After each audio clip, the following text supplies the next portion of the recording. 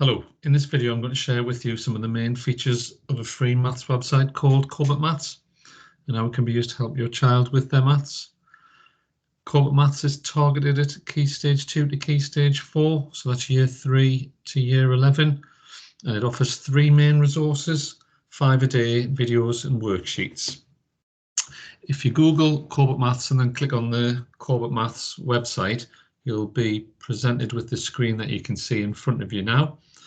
If we take a look at the primary section first of all, so I'm just going to click on primary and then primary again, and we'll take a look at the 5 a day questions. So the way that this is arranged on the primary website, for each of the dates from the 1st of January to the 31st of December, there's 4 sets of questions that increase in difficulty, and they're called bronze, silver, gold and platinum. So if I just select the silver questions, so what we have here are 5 mixed topic questions. And these 5 a days are really good as retrieval practice, and all the educational research indicates that this is an excellent way of transferring knowledge from your short-term memory to your long-term memory, an excellent way of preparing for tests as well. So as you can see, you've got 5 questions there. You can either print off the sheet and write the answers on the sheet, or just write the answers on a separate sheet. If I go back for the answers, I'll just scroll down to answers. And then we were looking at the silver questions from the 1st of January. And you can see there that you've actually got worked solutions. So not just the answers, but worked solutions. So if your child gets a question wrong, then if they follow the worked solutions, then hopefully they'll be able to see where they have gone wrong.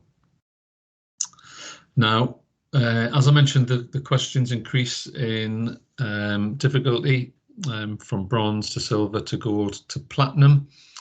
So to decide which type of questions that your child should attempt, obviously you need to bear in mind which year they're in, from years 3 to 6, because some of the topics they won't have been taught. So what I suggest is you just have a look at the questions with your child, and then make a decision on which set of questions between bronze, silver, gold and platinum are the most appropriate and the most accessible, and then just have a go at those questions and see how your child does.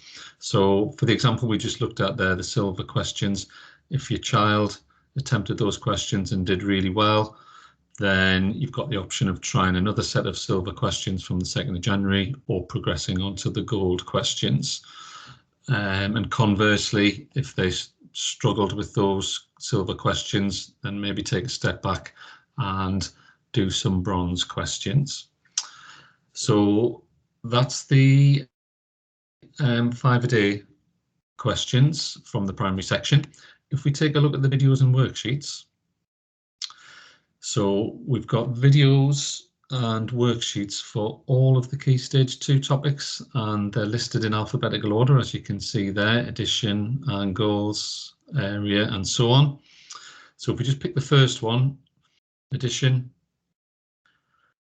So I'm not going to click on that video, but each of the videos consist of a maths teacher going through examples, giving notes, etc., etc. So you can play those videos, pause them whenever, rewind them back to the start, and then if we click on questions and questions again, so for addition we've got a set of instructions there, and then a set of very well constructed questions. So we're starting with fluency questions, so adding 2-digit numbers, progressing to 3-digit numbers, up to question 9, 4-digit number there. And then when we move on to question 10, you'll see we have worded questions, some reasoning and some problem solving. So very well differentiated set of questions. And for the answers, we just go back to answers, and as with the 5 a day, we have worked solutions. So you can mark your own answers, any mistakes that your child has made, then hopefully they'll be able to see from the worked solutions where they've made those mistakes.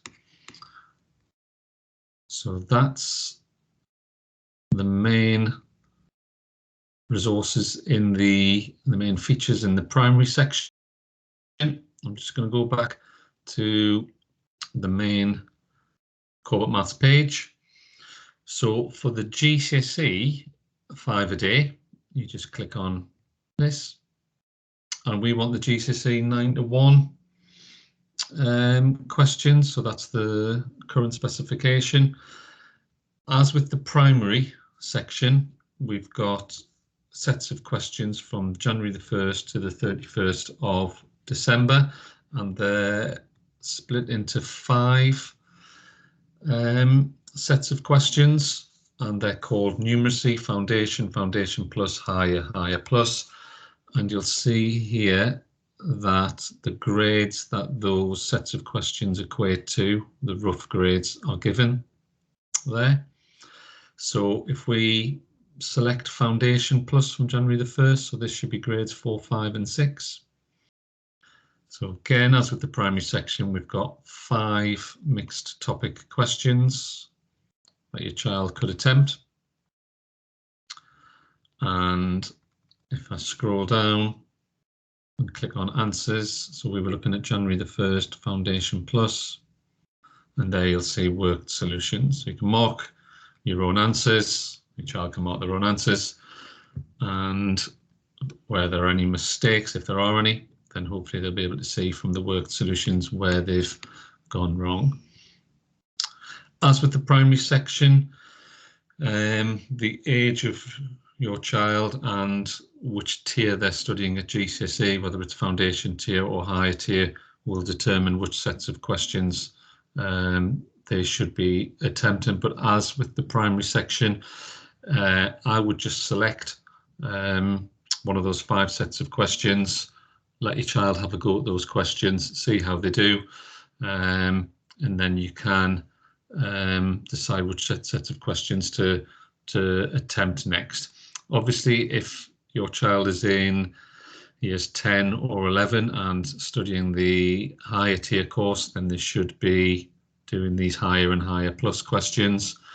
If they're in years 10 or 11 and they're doing the foundation course, they should be doing the foundation and foundation plus questions. So that's the 5 a day for the GCSE. If we take a look at the videos and worksheets, so as with primary, all the GCSE topics are covered and they are listed in alphabetical order, although we do start with numbers, 2D and 3D, and then it moves on to addition, algebra and so on. And as with the primary section, there's a video for each of those topics and practice questions with worked solutions. So I'll not click on those because we've seen those already in the primary section. There's also some extra textbook exercise questions on each of those topics. So just another set of questions with solutions. So there's just a little bit more in the GCSE section than the primary one. But again, this is an excellent resource if you want to do some revision on specific topics. So they're the 3 main features, the 3 main resources for both primary and secondary, 5 a day, videos and worksheets. There's also some extra resources on this website. If you go to the more section, so further maths, if you clicked onto further maths, so further maths is a course that's a bridge between GCSE higher tier and A-level maths. So there's videos, practice questions and answers there if you're studying that course. So that's very, very useful. Practice papers, if I click on practice papers, so this is just GCSE, but there's lots of practice papers. So if I just click on 9 to 1, So mixture of higher and foundation, covering all the 3 papers, non-calculator and calculator, with model solutions. So that's really useful. Conundrums, so that's just puzzles. So there's lots of puzzles there. I had a look through these. They're quite challenging puzzles, so they're targeted more at GCSE higher tier students. There's some excellent puzzles in there. Class quizzes. So these are based on Kahoot quizzes, if you've played that game before. So the multiple choice questions on all of those topics. So again, quite a good way to revise and a fun way to revise those topics. Finally, revision cards. So there are revision cards for GCSE and primary maths. So if I scroll down here, the primary maths ones are down here, primary study cards. Unfortunately, they're not free.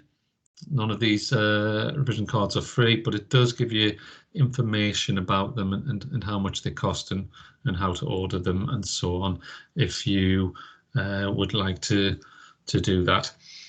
So hopefully you found this guide useful, and hopefully you'll find this website helps your child progress with their maths. Any questions, then just make sure that your child speaks to their maths teacher, please. Thank you.